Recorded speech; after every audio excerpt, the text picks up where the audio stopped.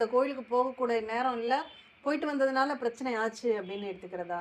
ஏன்னா நெறைய பேருக்கு இந்த பரிகாரங்களா சொல்லும்போது, இத அவங்க வந்து நான் கேள்விப்பட்டு இந்த ஒரு கோயிலுக்கு போயிட்டு வந்தா நல்லா இருக்குன்னு சொல்றவங்களும் இருக்காங்க.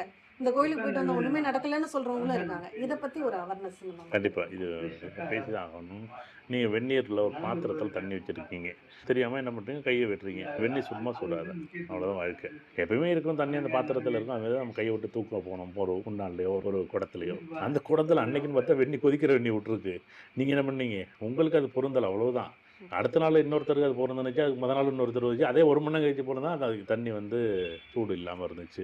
அது உங்களுக்கு பொருந்தலன்னா, அது பொருந்தாது தான். ம். நெறைய பேர் சொல்லுவாங்க, "நான் இந்த கோயிலுக்கு போனேன், நடக்கல. நான் இந்த கோயிலுக்கு போனேன், நடந்துச்சு." அது உங்களுக்கு மட்டும் தாங்க நடக்கும். ம். எல்லாருமே நீம் கரோலி பாபா கோயிலுக்கு எல்லாருமே போறாங்க இன்னைக்கு. இன்னைக்கு தமிழ்நாட்டுல இருக்க எல்லாருமே எல்லாருமே போறாங்க. போயிட்டு வந்துட்டாங்க. ரொம்ப சந்தோஷம் அது.